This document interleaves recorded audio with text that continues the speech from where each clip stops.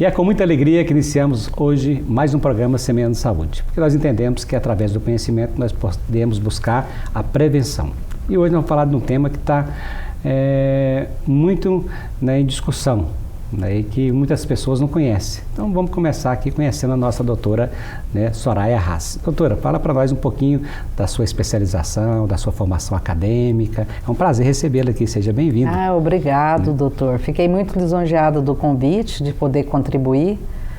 Nós temos um deputado médico que está sempre com assuntos relevantes à saúde. Eu trabalho no Instituto Brasileiro de Otorrino, e então a minha especialidade, eu sou otorrinolaringologista, que é uma especialidade que trabalha com vias aéreas superiores, audição e o órgão de sentidos, que é o paladar, o olfato, a audição, E é uma especialidade que eu gosto muito e faço com muito entusiasmo.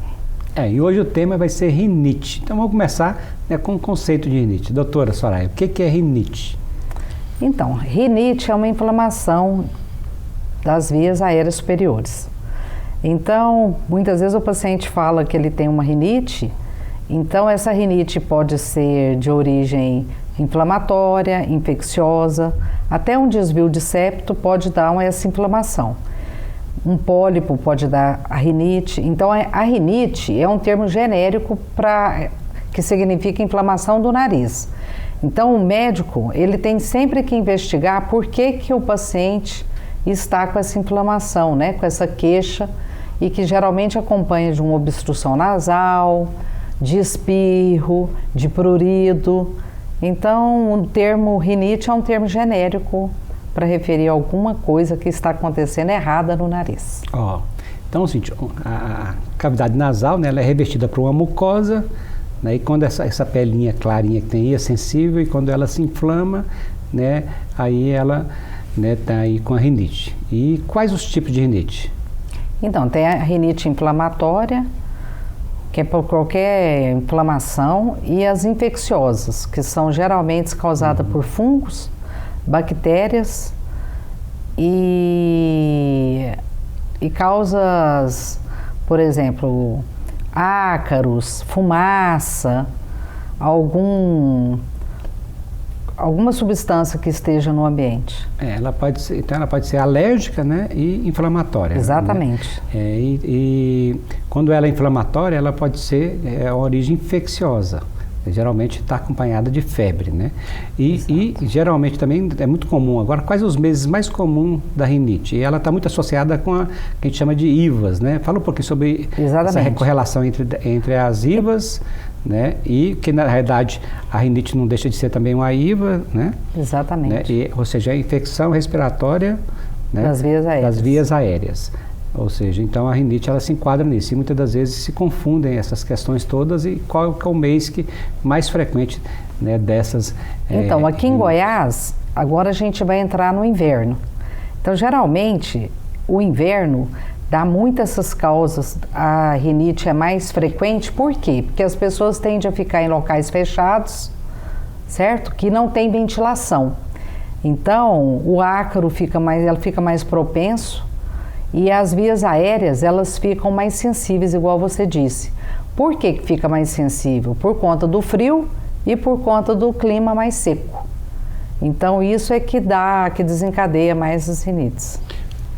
E a doutora Soraya já falou para nós um pouco dos sinais, dos sintomas, doutora? E com relação ao tratamento, qual que é a melhor conduta? Tanto depois, primeiro vamos fazer o diagnóstico, diferenciar alérgica, infecciosa. Quando, e qual os principais tipos de tratamento e como são eficazes? Então, o mais importante é você estar num ambiente bem ventilado, quando elas são de origens alérgicas e infecciosas. A hidratação é fundamental para você evitar essa rinite.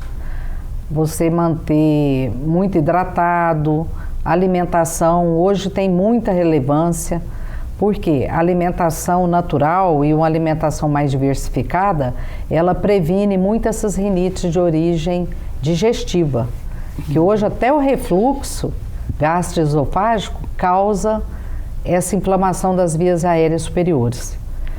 E o mais importante mesmo é você manter o ambiente aquecido. Então, e atividade física também previne essas inflamações das vias aéreas superiores. Olha, nós estamos falando hoje sobre rinite. E muitas das vezes as orientações, os cuidados são fundamentais para prevenir as crises de rinite, principalmente as crises alérgicas. Então, esses cuidados, eles envolvem principalmente com relação a onde a pessoa passa a maior parte do dia, que é no seu quarto, né? Exatamente. O que fazer, né? Porque isso depende muito também de pessoas para pessoas. Algumas pessoas já têm uma sensibilidade maior e têm mais rinites alérgicas, outras nem tanto. Então, a pessoa, quando tem essa sensibilidade maior à criança, o que fazer? Como deve ser o quarto dessa criança, doutor? Então, o quarto da criança tem que ser muito ventilado, tem que ter iluminação, de preferência que entra a luz solar, e evitar ao máximo que não tenha, por exemplo, aqueles bichinhos de pelúcia, carpete. Tem que ter um quarto limpo, um quarto onde a ventilação circula, porque isso tudo vai facilitar para que a criança não tenha essas inflamações.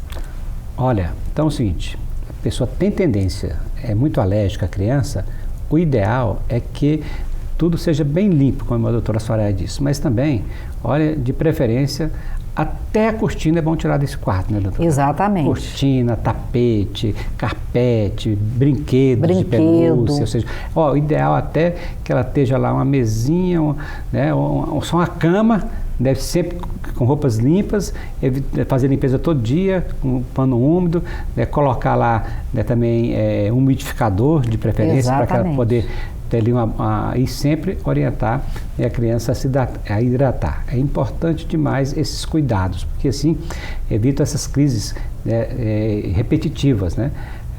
E quando a crise fica muito repetitiva, cada vez mais vai dando a ela uma cronicidade, né? Vai ficando mais crônica. Mais crônica. Né? E quais os medicamentos, né? Vamos continuar nesse tema mais das alérgicas, que se deve usar, porque tem muita gente que chega a usar medicamentos e depois usar o termo assim, até com a dependência daqueles medicamentos. Exatamente. Né? Então, até quando ir, quais são os melhores medicamentos, né? A criança pode ter acesso a esses medicamentos, ou é bom restringir, como que fica toda essa questão? O que mais tem no mercado e que compra com muita facilidade são aqueles vasoconstritores de nariz, que pinga, que muitas vezes vocês já devem ter visto o paciente que anda com um frasquinho no bolso. Ele esquece tudo, menos esse medicamento. E ele não pode ser usado constantemente. Isso aí é para usar na fase aguda. Vamos supor, 3 dias. Não mais do que isso, e 2 vezes ao dia. 1 gotinha, 2 gotinhas para desobstruir o nariz. Até é bom fazer a lavagem nasal com soro fisiológico, mas isso também é de curto prazo, certo? E tomar um antialérgico, mas o mais importante é fazer o diagnóstico. Por quê? O diagnóstico de rinite, ele é muito confundido com outras patologias mais graves do nariz. Então é sempre bom procurar um médico que tenha condições de fazer esse diagnóstico. Na dúvida, procure o médico. E um dos diagnósticos diferenciais importantíssimos, né, é a sinusite, né, doutora? A sinusite, que a rinite pode levar a sinusite. A rinite pode levar a uma pneumonia, a uma bronquite, a uma asma. Por quê?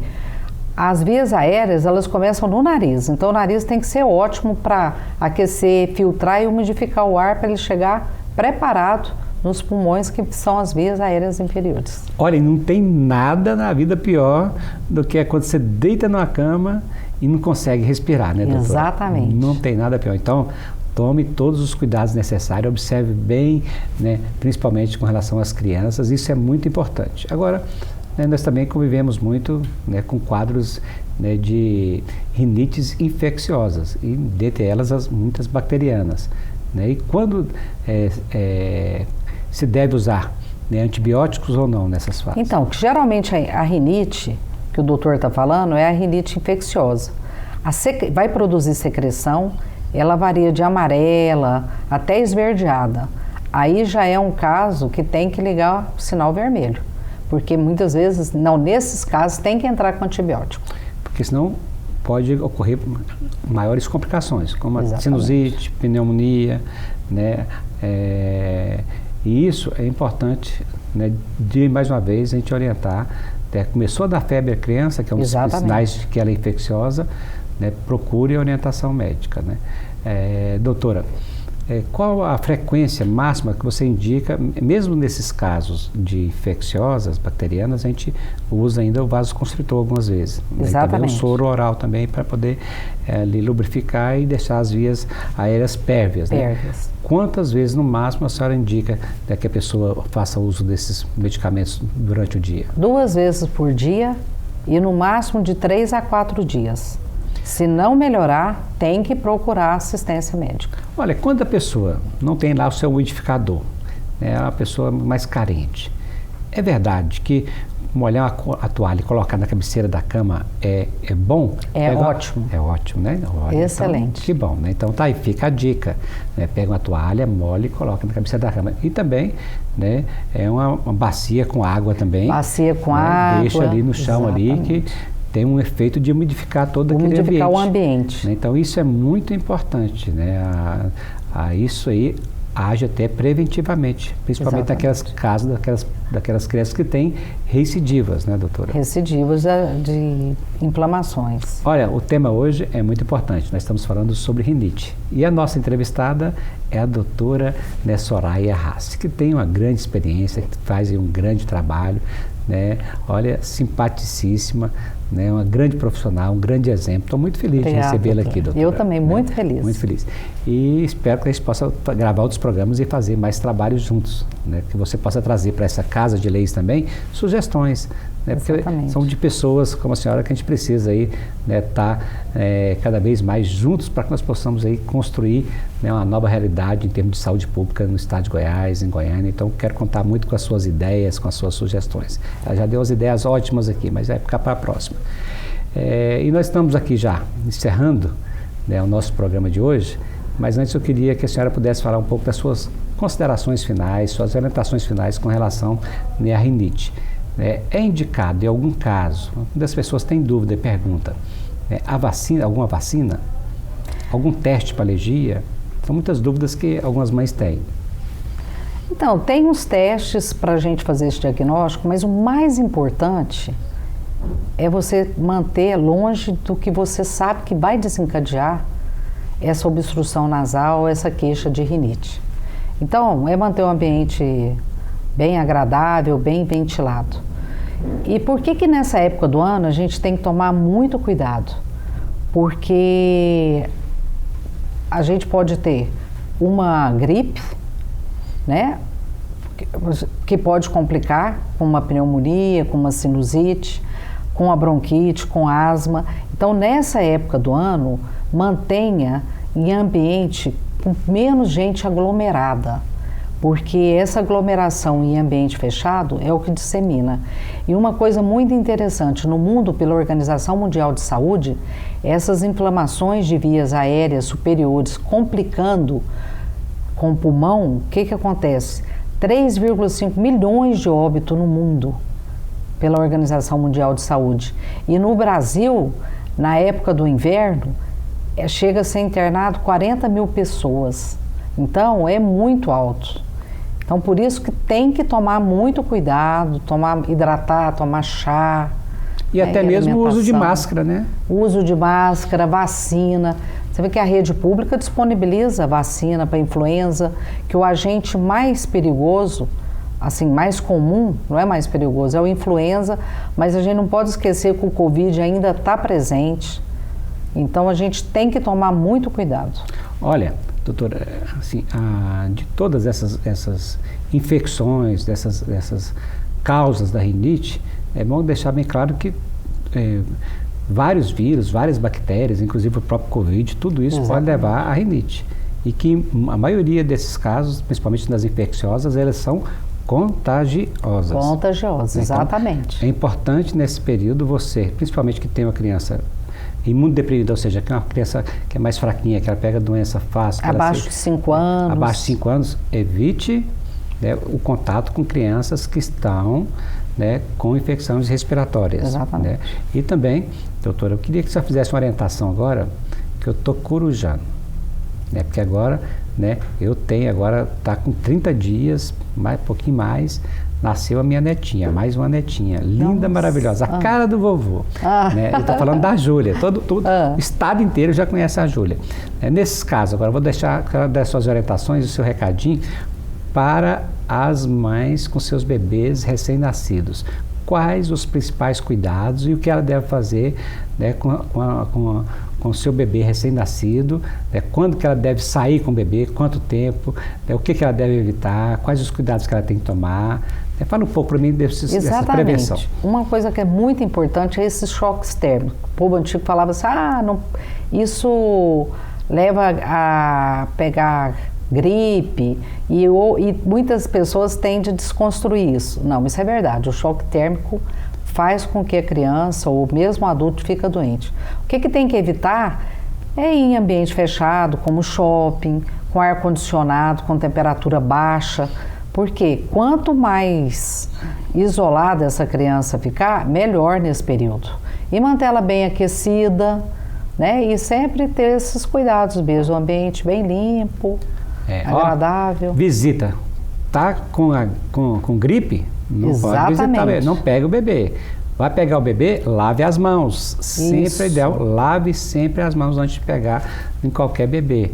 Né? Porque isso aí é uma forma de prevenção, de contágio. Então nós temos que tomar todo cuidado, porque o bebê ele está frágil. Agora, é muito importante também, mamães, né, o aleitamento materno, né? Porque principalmente, né, é uma forma de prevenção e até de tratamento, né, doutora? Tratamento porque a criança abaixo de 5 anos, o sistema imunológico dela ainda não está preparado. Então, uma criança que tem condições de mamar na mãe, aleitamento materno é maravilhoso. E graças a Deus, a Julinha está mamando na mãe, está protegida, né? Que benção. E está cada dia mais linda, maravilhosa. Como eu já disse, a cara do vovô, né? Não podia ser diferente, né? E aqui nós estamos encerrando mais um programa Semeando Saúde. E agora, as suas considerações finais, doutora Soraya. Um prazer recebê-la aqui. Obrigada, estou muito contente de estar na Casa das Leis e ter recebido esse convite. E obrigada a toda a equipe.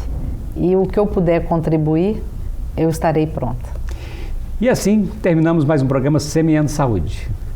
Ou seja, nós entendemos que através do conhecimento é que nós vamos podendo cada vez mais levar a nossa comunidade, ao nosso povo e cumprir a nossa missão de que é cuidar das pessoas. Porque com o conhecimento você toma medidas preventivas e assim você evita de poder pegar muitas doenças. Que Deus ilumine a cada um de vocês.